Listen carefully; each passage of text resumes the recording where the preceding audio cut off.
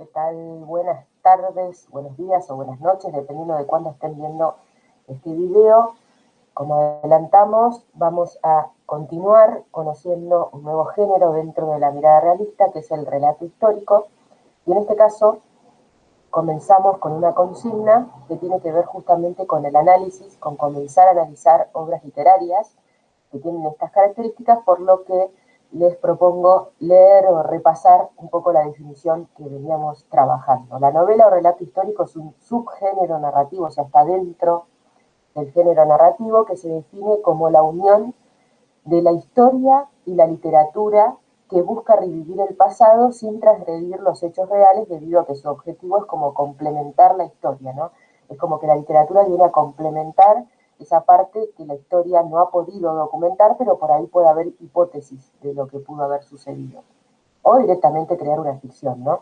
Este tipo de novela o relato histórico, yo le insisto, el concepto que existe en la teoría literaria es el de novela histórica, porque en general la novela histórica es un género más reconocido y estudiado dentro de la literatura, pero el relato histórico lo mencionamos así porque tiene que ver con estos relatos más breves que tienen las mismas características que algunas de estas novelas, o sea, en relación a los hechos de la historia y de la ficción, y que lo trabajamos así. Por eso les digo que es una definición que no van a encontrar fácilmente, sino que en general les va a hablar de novela histórica. Se basa, dice, surge en el siglo XIX y se basa en tramas ubicadas en un contexto histórico real, con personajes reales, pero con historias que pueden ser o no ficticias. O sea, está como la duda de si eso sucedió o no. En general son ficticias y nos damos cuenta que la historia no es real, pero que es una ficción, pero nos queda siempre como esa duda por lo que le decía de la hipótesis, de lo que pudo haber pasado.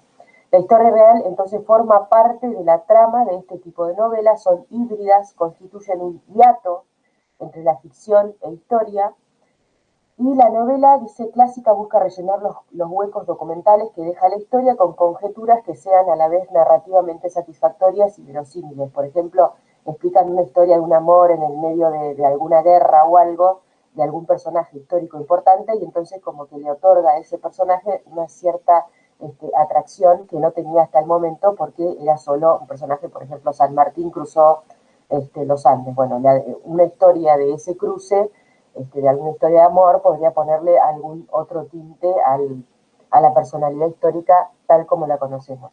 Y entonces las consignas, en función de este relato histórico, van en leer y analizar textos que tienen que ver con estas características y con la historia, sobre todo argentina. Vamos a leer 3 cuentos, 2 cuentos de Manuel Mujica Lainez y un cuento de Rodolfo Walsh. Voy a spoilear algo que después lo pregunto. El cuento de Rodolfo Walsh es el último de las consignas y se trata acerca de una mujer que ha muerto y que personalidades del poder político y militar argentino se disputan su cuerpo. Cuando ustedes investiguen ese personaje, se van a dar cuenta que está hablando Rodolfo Walsh de lo que sucedió con el cuerpo de Eva Perón una vez que ella muere. Antes de que salgan cualquier tipo de comentarios prejuiciosos respecto de esta obra, porque es una personalidad de la historia, pero que tiene mucha identificación con un partido político, les quiero aclarar que el otro autor, Manuel Mujica Lainez, es anterior, mucho anterior, los relatos a la publicación a del Rodolfo Walsh, y Manuel Mujica Lainez, cuando busquen su historia, si les interesa, representa ideológicamente exactamente lo opuesto a Rodolfo Walsh, por lo que no caigamos en chicanas y en pequeñeces que por ahí ocurren en otros ámbitos de la vida en estos días de pelearnos por política, sino que analicemos también cómo esas miradas, tal vez políticas, aparecen en la literatura, pero siempre guardando el respeto por la opinión y la mirada de los demás. Bueno, les decía, aclarado eso, porque es una pregunta que aparece después en el trabajo, la idea es que ustedes, bueno, trabajen sin prejuicios, digamos, estudien, y estamos viendo un género que tiene que ver con eso, con la historia argentina en este caso, o con la historia del mundo, pero en este caso es toda historia argentina, y que esas personalidades son parte de nuestra historia y por eso aparecen. En este caso, el cuento El hambre de Manuel Mujica Lainez. Manuel Mujica Lainez publica un libro que se llama Misteriosa Buenos Aires, y son todos relatos históricos, algunos con un poco de fantástico también, en este caso no, los que elegí son más bien relatos históricos, que van contando pequeñas ficciones que se ubican en momentos históricos de la ciudad de Buenos Aires. El hambre tiene que ver con la fundación de Buenos Aires, es un cuento bastante morboso, puede que les guste a las personas que les gusta ese morbito de qué puede llegar a pasar acá.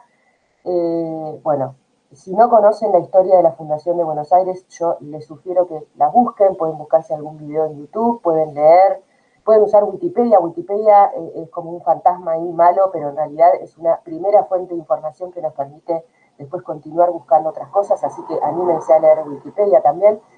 Pero busquen qué pasó con Buenos Aires. Hubo dos fundaciones en Buenos Aires y bueno, esta se ubica en la primera fundación de Buenos Aires, y ustedes van a ver que fue muy conflictiva en esta visión para quienes venían de España, ¿no? Quienes venían a conquistar todo este territorio americano. Y fíjense qué actualidad tiene, sin querer, un poco con lo que está pasando en la actualidad de nuestro país, con algunos comentarios que han salido por ahí en la prensa respecto de los pueblos originarios y los que descienden de los barcos. Bueno, este cuento se trata un poco de ese contexto. Las preguntas tienen que ver, como ya un poco me conocen, con investigar, salirse de la historia y saber un poco más. Si no conocen la historia de la Fundación de Buenos Aires, la investigan, leen, y en el punto 2 tienen que comparar ese relato con lo que aparece en la historia de Buenos Aires. ¿Qué le parece que es coherente, digamos, que tienen en común, y qué cosas pueden ser parte de la ficción, que es el punto C, que crea Manuel Mujica Lainez, y el punto D, solamente para esto, para ir conociendo autores literarios, buscar y escribir una breve biografía del autor para que ustedes sepan también quién es y conozcan un poco esto de la postura conservadora que les comentaba al principio, hace un ratito, perdón, que tiene el autor. El segundo, esto es para el día 14 del 6, o sea, hoy, que van a recibir este video para empezar a hacer. Pero ya les adelanto que vamos a continuar trabajando en las distintas clases con estos distintos textos que tienen que ver con esta mirada dentro de la mirada realista, que es la combinación entre la historia y la ficción en una nueva historia ficticia. El Ilustre Amor es una historia que a mí me fascina, es muy buena, porque se trata de una... Uy, ahí se me cambiaron las letras, fíjense que el último es E, sería D, pongan la letra que quieran. Se trata de una situación de la historia argentina, efectivamente, de la ciudad de Buenos Aires, y de un personaje ficticio, que es esta Magdalena que nombro ahí, que va a aprovechar ese momento histórico para darse un poquito de importancia y hacerse ver en la sociedad. Bueno, ¿en qué momento de la historia de nuestro país ubicamos la historia? Ahí fue un poco redundante en la pregunta, pero tiene que ver, me refiero de la historia del pasado a la historia narrada, ¿no? Es el mismo concepto con dos significados distintos, pero ¿en qué momento de la historia lo ubicamos? Si se dan cuenta, habla de un virrey, entonces fíjense, más o menos ahí tiene que ver en la época del virreinato, ¿no? Investiguen, indaguen o recuerden un poco de lo que aprendieron de ese momento. ¿Qué elementos te permitieron reconocer la época? Seguramente la palabra virrey sea uno, pero busquen otros. Investiguen quién fue el virrey que pudo haber fallecido, del cual se habla en este cuento, y bueno, y después juguemos a analizar lo que hace Magdalena, a ver si consigue o no su propósito, que es muy astuta con lo que hace en esta historia. Y por último, tiene esa mujer, que es el que les dije que por ahí, en este contexto, tener algún conflicto su lectura, que es un cuento de Rodolfo Walsh, que tiene que ver con una muerte y una disputa como un trofeo de guerra del cuerpo de esa persona que murió, y hay una entrevista de un periodista que bien podríamos decir que es el propio Rodolfo Walsh, o no, investiguen a ver si es Rodolfo Walsh, y le hace a un militar de alto rango, que es el que en este momento de la entrevista sabe dónde está ese cuerpo.